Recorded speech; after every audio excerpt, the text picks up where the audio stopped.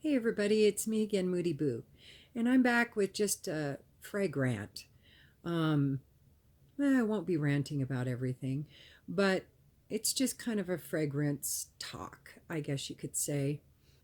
I've been wanting to do this for a while, and I just thought I'll go ahead and just give my take on some fragrance issues, I guess. Some of these are just helpful hints with fragrance. I wouldn't be me if I didn't have a rant every once in a while.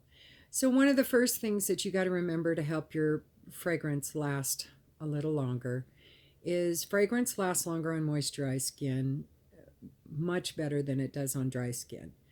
So, be sure to, in the mornings, I like to apply some lotion, some unscented lotion, because I don't like my lotion scents mingling with my perfume.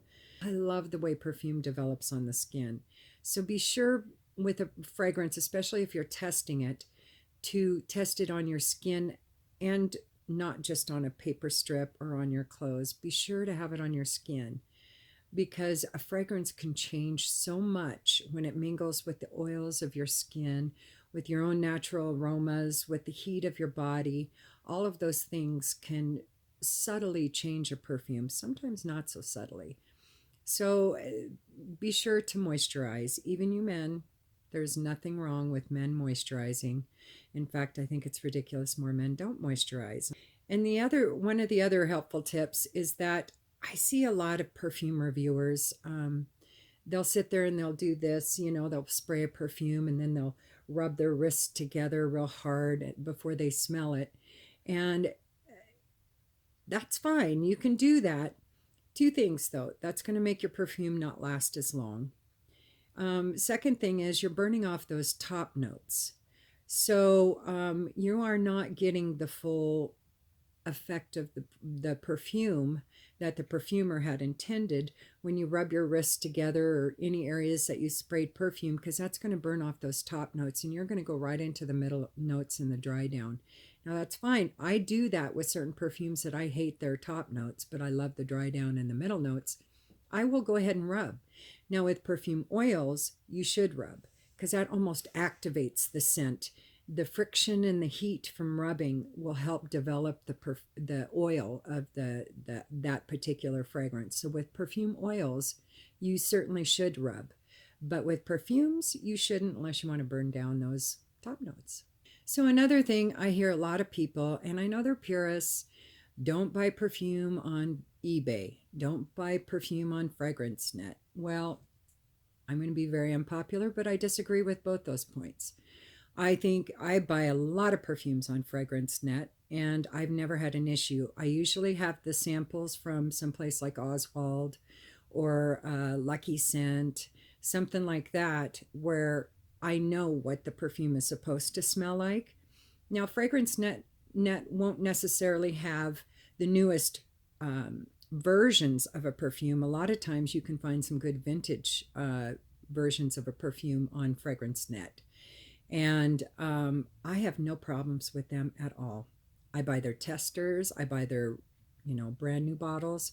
I have never had an issue. Now, with eBay, you do have to be careful.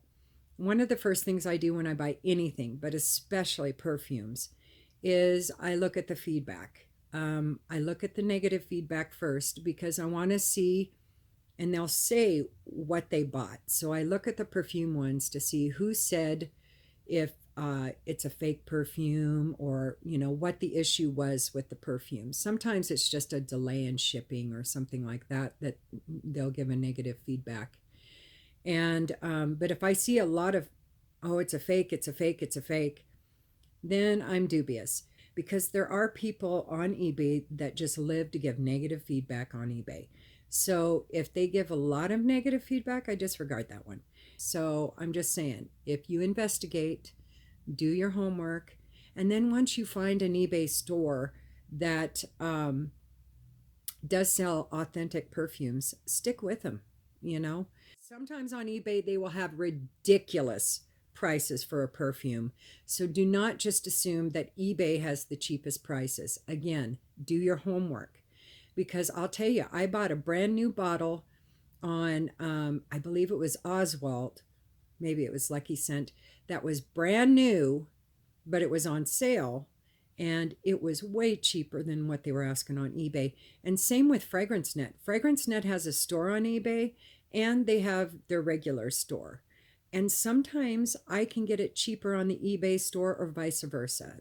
Check retail, check sales at retail so you can get an idea of how much that perfume, a good deal on that perfume would be, and then check eBay because sometimes they will double the perfume cost on eBay for some reason and they think they can get away with it. I guess they sell some perfumes, so they might be able to get away with it, but it's ridiculous. Do your homework.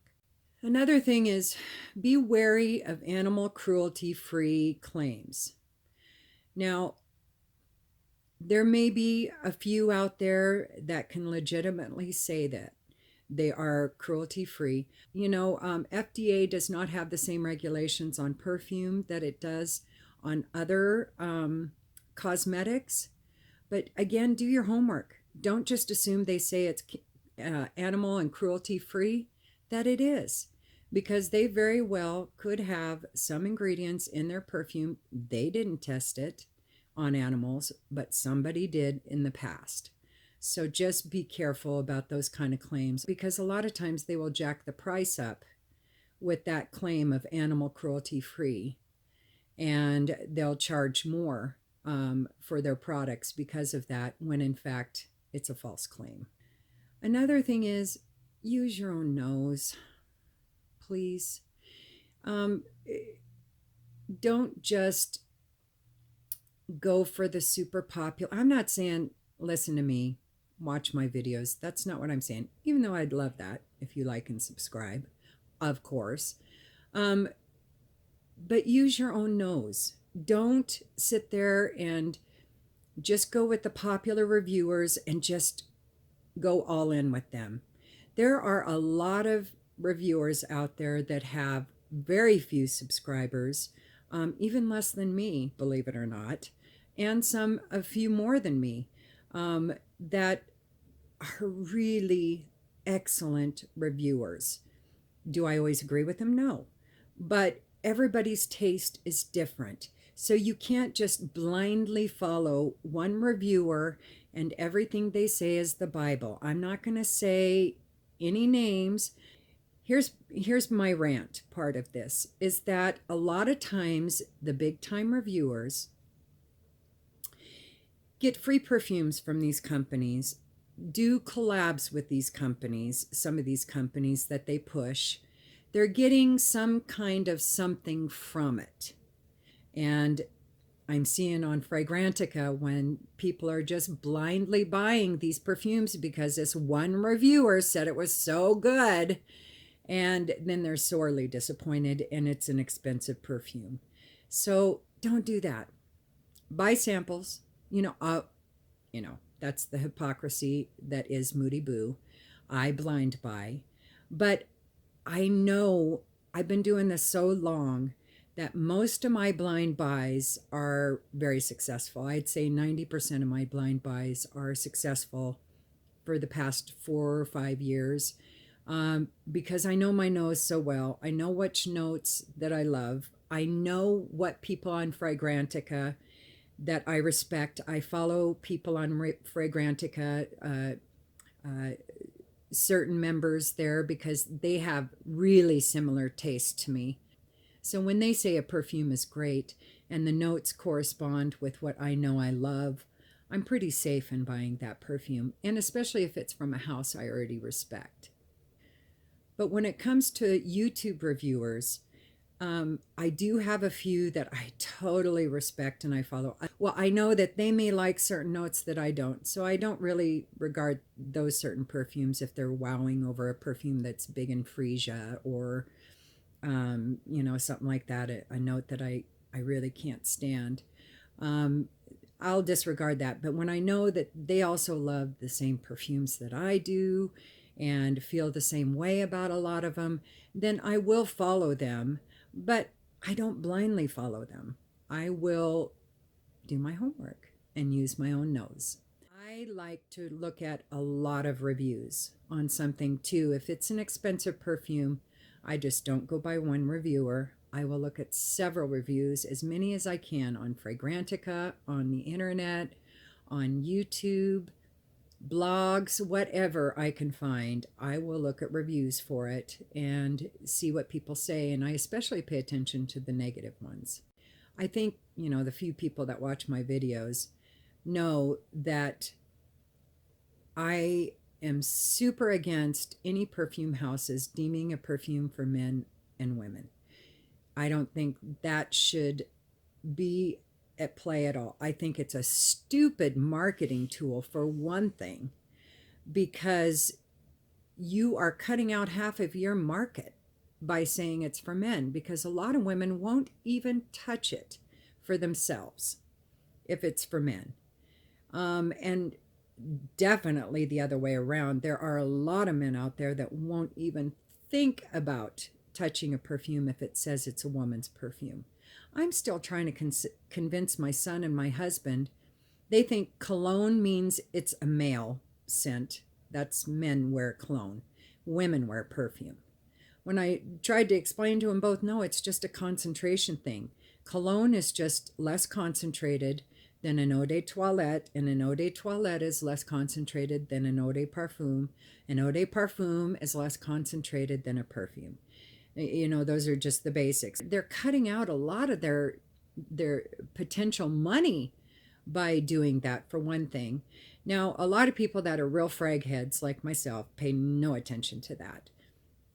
And I wear many. I should do a video on my favorite men's perfumes that I wear, because I wear several of them that are marketed for men. And maybe I'll do that, a top 5 of my favorite male perfumes that I wear constantly.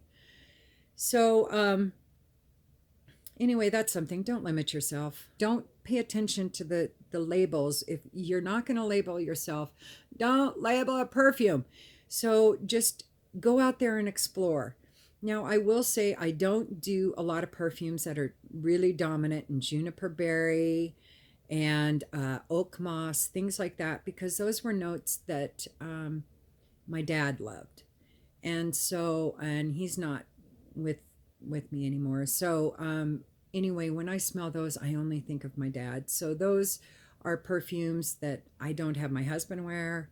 I don't have myself wear if they're dominant in those 2 notes, because, like I said, those are my dad's notes.